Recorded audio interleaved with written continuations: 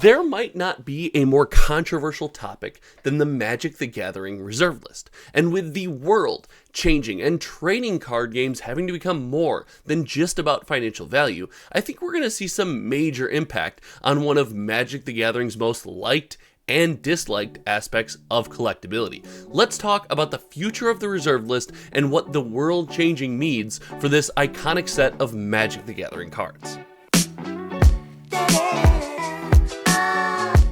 Any conversation about the Magic the Gathering reserve list usually goes one of two ways. You're either all about the reserve list and it's the greatest thing since sliced bread and to the moon, baby, or the reserve list is the most evil concept in TCGs. They need to abolish it and reprint all those cards, also to the moon.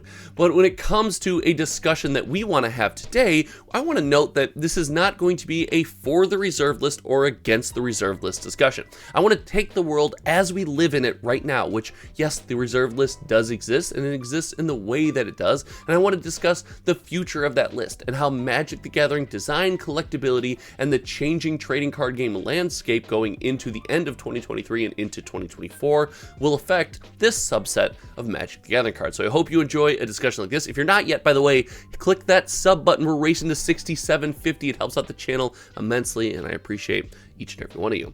But it would be remiss of me to not start any reserve list conversation off with what the reserve list is. Well, it's a subset of older Magic the Gathering cards that Wizards of the Coast themselves have declared they will never reprint. And this has created an air of collectability with that subset of cards. Heck, we often complain in today's modern Magic the Gathering that everything is just reprinted into the moon. Nothing on its own holds any value, and that drastically affects Magic the Gathering collectability. Well, if you're looking for something like that, look no farther than the reserve list. But it's not all just upside and collectability and things holding value. It does mean that over time, these game pieces become extremely coveted, hard to get, and command a higher price tag. And because of that, it feels like formats that use these game pieces might be gate-kept a little bit by the financial ability to engage with them.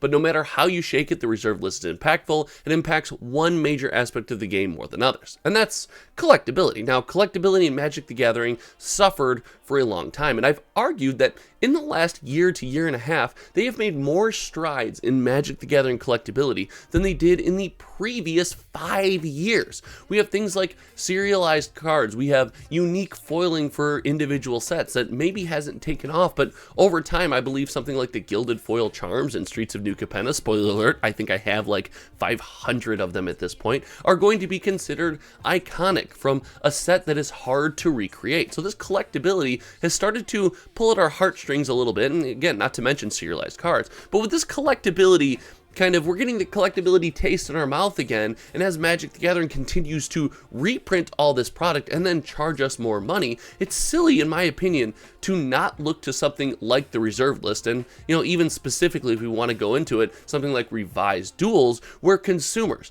could spend their money, get good game pieces, get something that they're proud of that feels iconic, and they're also not going above and beyond as far as the strain on their wallet's concerned.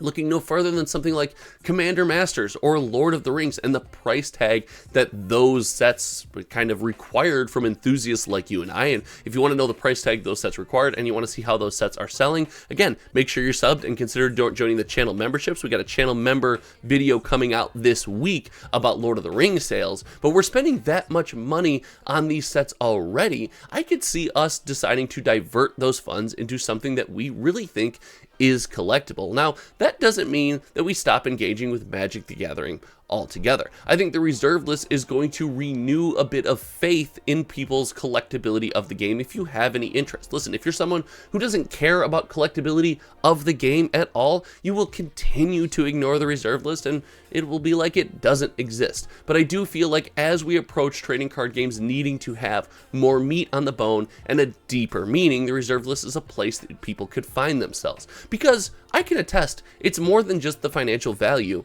of these cards. I will often go on TCG Player or head down to my local game store, MinMax Games, and check the case and check TCG Player and see like, hey, there's some reserve list cards on here that I think are just cool that don't necessarily command a high price point. They're not expensive cards. They're just cards that I like and they think are fun. And I will buy up any copies that are there and I'll put them in a binder. I have a reserve list binder sitting around the office somewhere. I'll slap them in that binder. Then every once in a while, I'll just thumb through that binder and think, that's kind of amazing. None of these cards will ever appear in a Magic the Gathering pack again, save them finding a pallet of them and stuffing them into a recent set that then flops and doesn't do very well on the secondary market.